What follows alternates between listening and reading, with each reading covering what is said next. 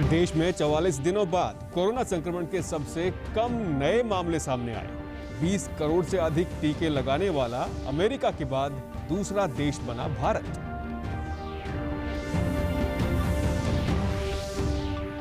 शिक्षा मंत्री कंवरपाल गुर्जर ने कहा, सरकारी विद्यालयों के 8वीं से 12वीं कक्षा तक के सभी विद्यार्थियों को ऑनलाइन शिक्षा के लिए मिलेंगे निःशुल्क टैबलेट।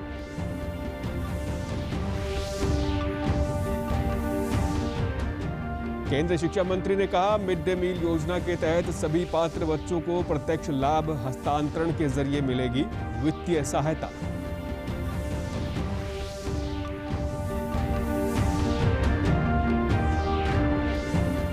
और करनाल के किसान ने मैदानी क्षेत्र में पहाड़ी फसल सेब की खेती की। अब विदेशों में भी भेजे जा रहे हैं करनाल के सेब। नमस्कार, मैं सुरेंद्र कुमार। अब समाचार विस्तार से। स्वास्थ्य और परिवार कल्याण मंत्रालय के मुताबिक देश में 44 दिनों के बाद कोरोना संक्रमण के सबसे कम नए मामले सामने आए हैं। देश भर में पिछले 24 घंटों में कोरोना के 1,86,364 नए मामले दर्ज किए गए हैं।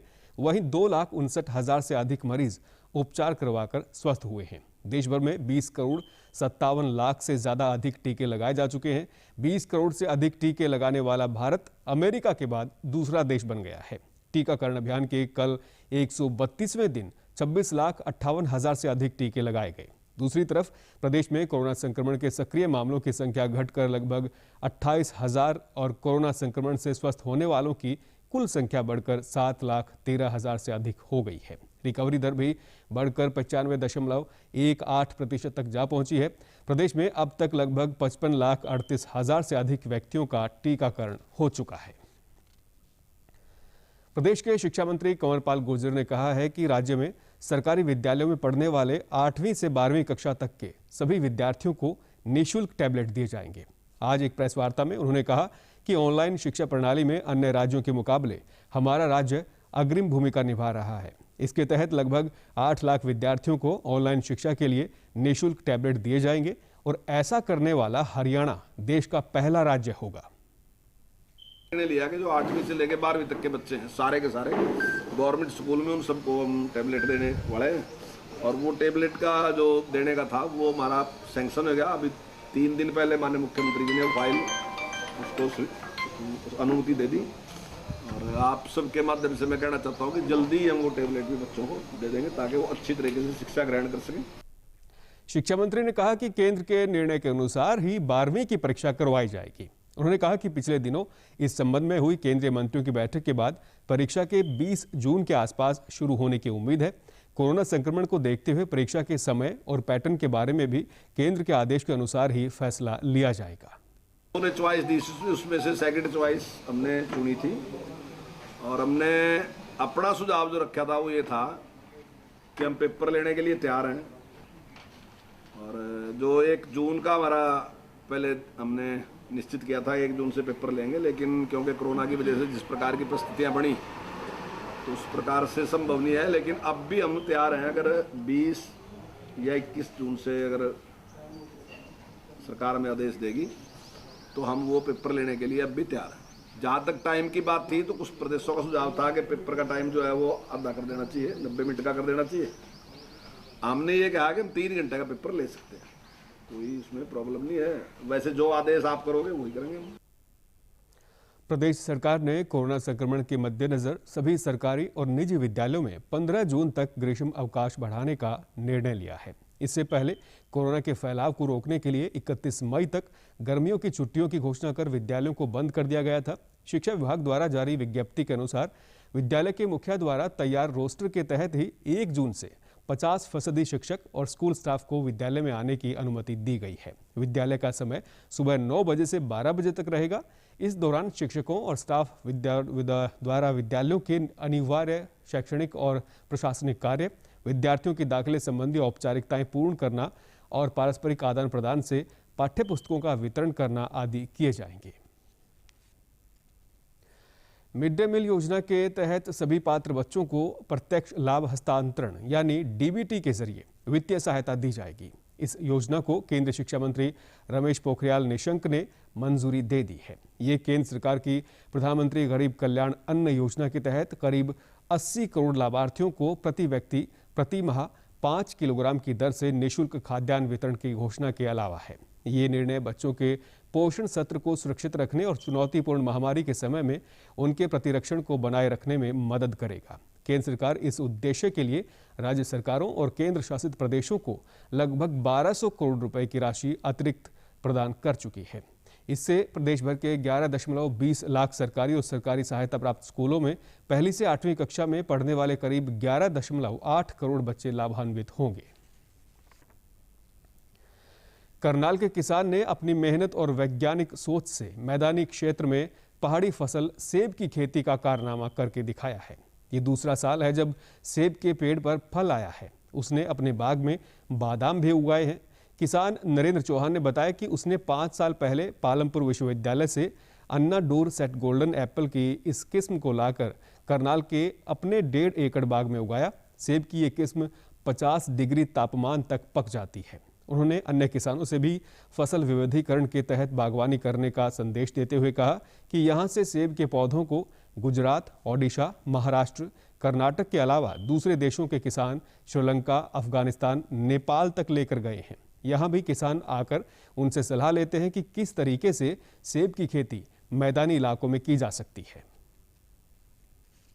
ये वैरायटी है जो कि हाई टेम्परेचर में हो सकती है और 50 डिग्री टेम्परेचर तक ये सहन कर सकते। तो हरियाणा, पंजाब, राजस्थान, उत्तर प्रदेश, चारों स्टेट में मैं दावे से कहता हूँ कि ये वैरायटी पूरी तरह कामयाब है और कोई भी फार्मर इसको लगाना चाहे तो आराम से लगा सकता है और मेरे से आके किसी तरह की भी जानकारी लेना चाहता है जानकारी ले सकता है। हिंदुस्तान में तो करीबन सभी स्टेटों में गई है और इवन श्रीलंका और अफगानिस्तान और नेपाल 3 आउट ऑफ कंट्री ये वैरायटी मेरी जा चुकी है और जो कि वहाँ फार्मर से बहुत अच्छी तरह खुश हैं। बहुत ही आश्चर्यजनक बात है। पहले इतने सालों से हिमाचल और कश्मीर में ही सेब लगा करते थे।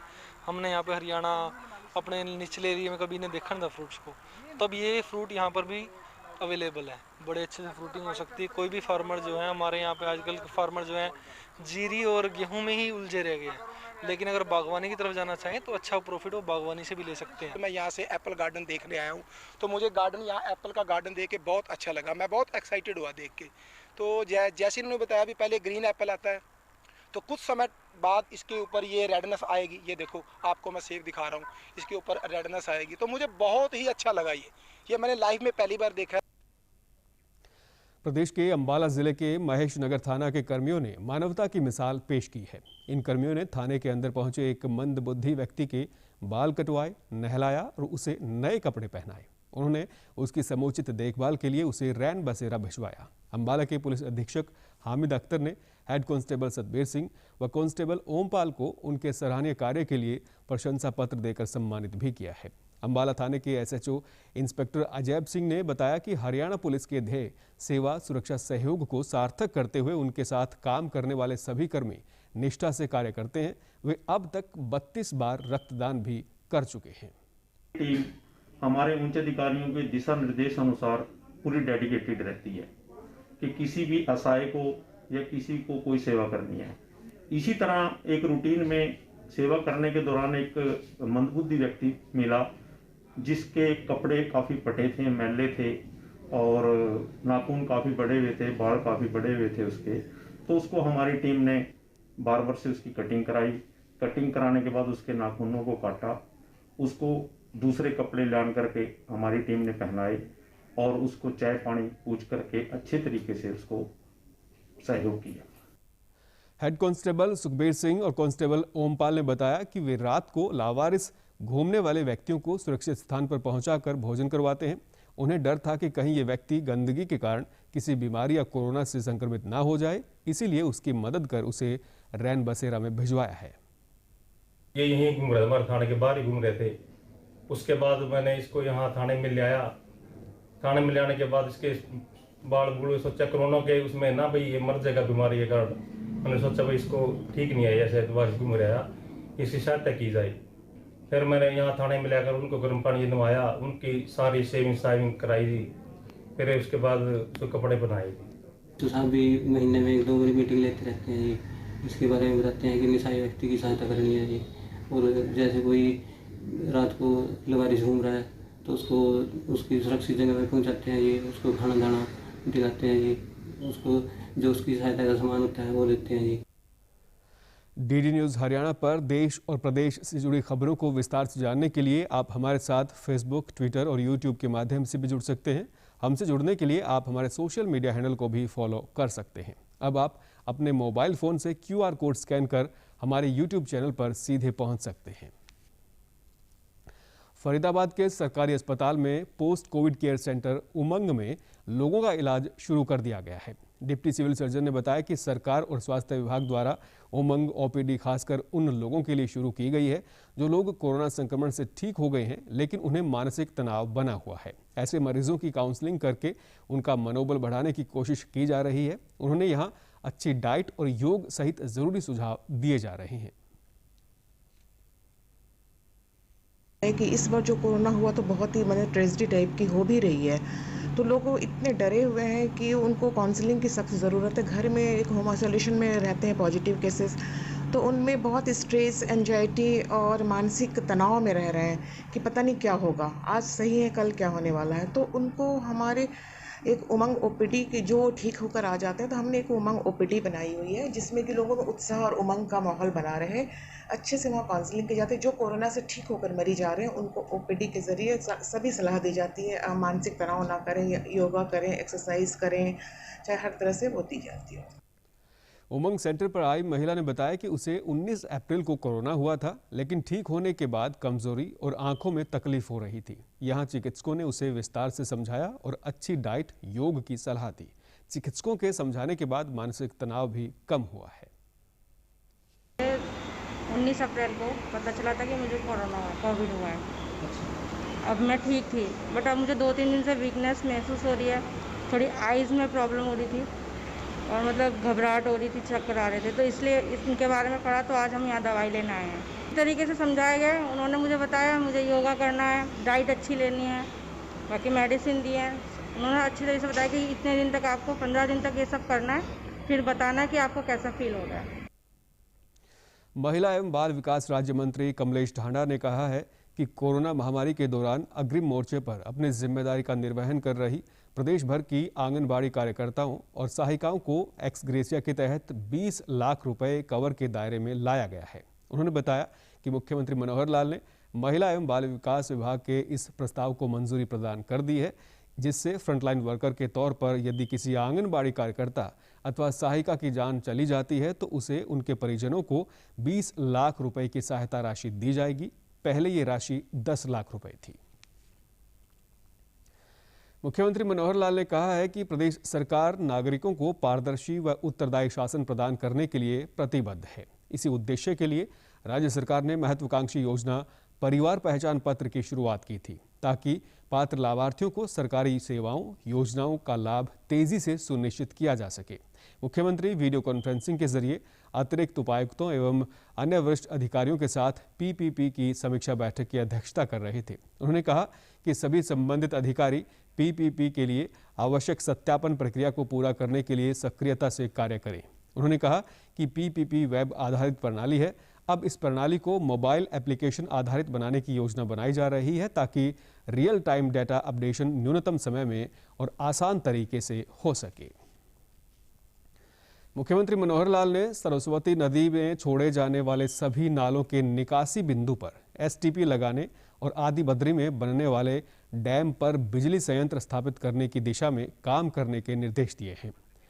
मुख्यमंत्री ने सरस्वती हेरिटेज डेवलपमेंट बोर्ड की गवर्निंग बॉडी की बैठक में अभी तक हुए कार्यों की प्रगति के बारे में जाना और इस परियोजना को तय समय सीमा में पूरा करने के लिए कहा। बैठक में बताया गया कि इस नदी को प्रभावी रूप देने के लिए न केवल डैम बनाया जाएगा, बल्कि बैराज और छोटे छोटे जलाशयों का निर्माण भी किया जाएगा। इससे भू जल स्तर ऊपर आएगा, जिससे क्षेत्र डार्क जोन से बाहर आएगा और किसानों के हित में भी होगा। और अंत में इस बुलेटिन के मुख्य समाचार एक बार फिर। देश में 44 दिनों बाद कोरोना संक्रमण के सबसे कम नए मामले सामने आए। 20 करोड़ से अधिक टीके लगाने वाला अमेरिका के बाद दूसरा देश बना भारत। शिक्षा मंत्री कंवरपाल गुर्जर ने कहा, सरकारी विद्यालयों के 8वीं से 12वीं कक्षा तक के सभी विद्यार्थियों को ऑनलाइन शिक्षा के लिए मिलेंगे निःशुल्क टैबलेट।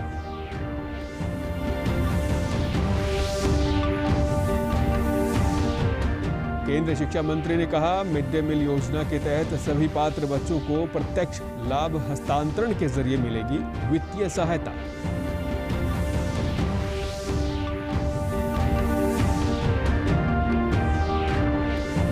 और करनाल के किसान ने मैदानी क्षेत्र में पहाड़ी फसल सेब की खेती की। अब विदेशों में भी भेजे जा रहे हैं करनाल के सेब। सभी दर्शकों से अपील है कि आप जब भी घर से बाहर निकलें तब मास्क जरूर पहनें, 2 गज की दूरी बनाए रखें और एक नियमित अंतराल पर अपने हाथ धोते रहें। और अगर आप पात्र हैं तो टीकाकरण अवश्य करवाएं, तभी आप कोरोना महामारी से बच सकते हैं। आज के बुलेटिन में बस इतना ही। नमस्कार।